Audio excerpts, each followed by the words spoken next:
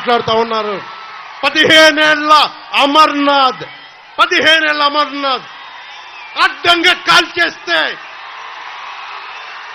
15 ఏళ్ల అమర్నాథ్ నిర్దాక్షిణ్యమైన పసిబిడ్డ చెరుకు తోటలో తీసుకెళ్లి కాల్ చేస్తే రాష్ట్రానికి గాయం అవలా. 30,000 మంది ఆడపిల్లలు అదృష్టమైతే రాష్ట్రానికి గాయం అవలా. గాయమైందట. గాయం.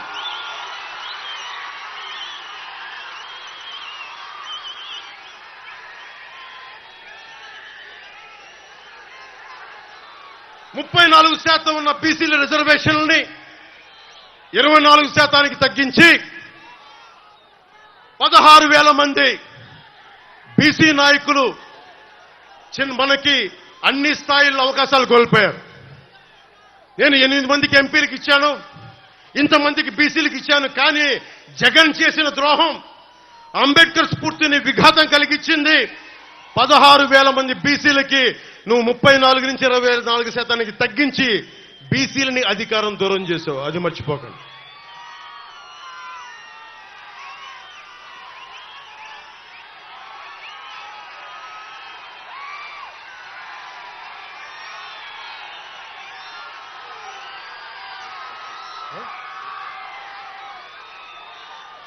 పొద్దున్న చూస్తా ఉన్నా, నిన్న వైఎస్ జగన్కి రాళ్లు ఇసిరారంటే ఎవరో.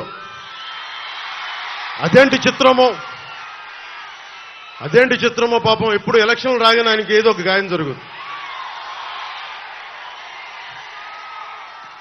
కరెక్ట్గా ఎలక్షన్ల ముందే ఎవరో ఒకరు చచ్చిపోవడం లేదా చంపేయడం.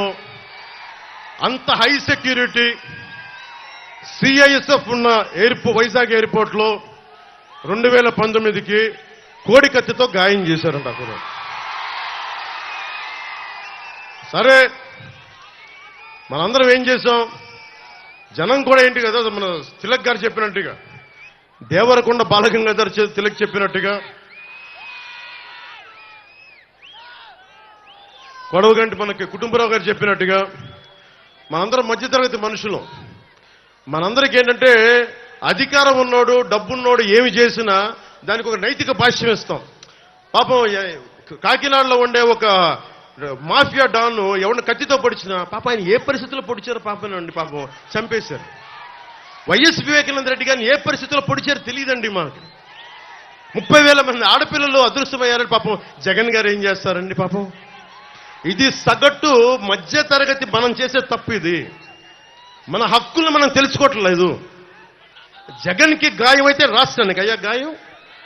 మీ జెడ్ కేటగిరీ సెక్యూరిటీ ఏం చేస్తుందా? మీ జెడ్ కేటగిరీ సెక్యూరిటీ చూసుకోరా మీరు?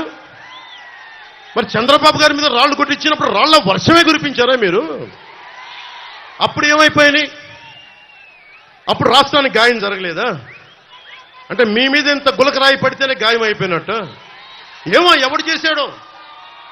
నా సంతాపం నాకు బాధ కలుగుతుంది. నన్ను అడిగారు ఈ రోజున స్టేట్మెంట్ ఇమ్మని చెప్పారు మా పార్టీ వక్తలందరూ. సార్, జగన్ గారికి ఇలా దెబ్బ తగిలింది అంటే నన్ను ఏం చేయమంటారన్న?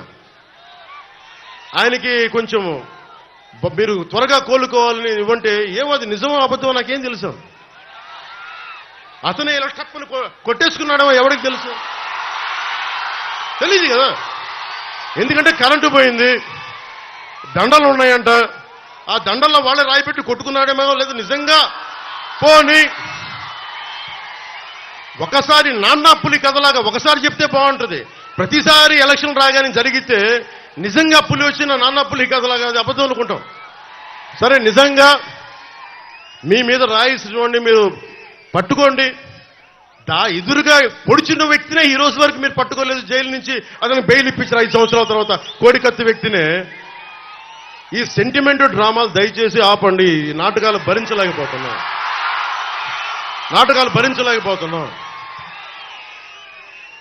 నేను వచ్చేటప్పుడు నా మీద పోలిన రాళ్లు పడతా ఉంటాయి. మనకి పీఆర్పీ టైంలో నేను ఖమ్మం వెళ్తా ఉంటే నా మీద రాళ్ల వర్షం. పైన జరిగినటువంటి దాడిని వైఎస్ఆర్ కాంగ్రెస్ పార్టీ చాలా తీవ్రంగా ఖండిస్తుంది. అదే రకంగా ఎవరైతే ఈ దాడికి పాల్పడినారో వాళ్ళు ఎవరనేది ఖచ్చితంగా బయటికి రావాలనేది పోలీస్ డిపార్ట్మెంట్ వాళ్ళు కానీ ఎలక్షన్ కమిషన్ కానీ దీన్ని చాలా సీరియస్గా తీసుకొని విచారణ చేయాలని చెప్పి కూడా డిమాండ్ చేస్తున్నాము.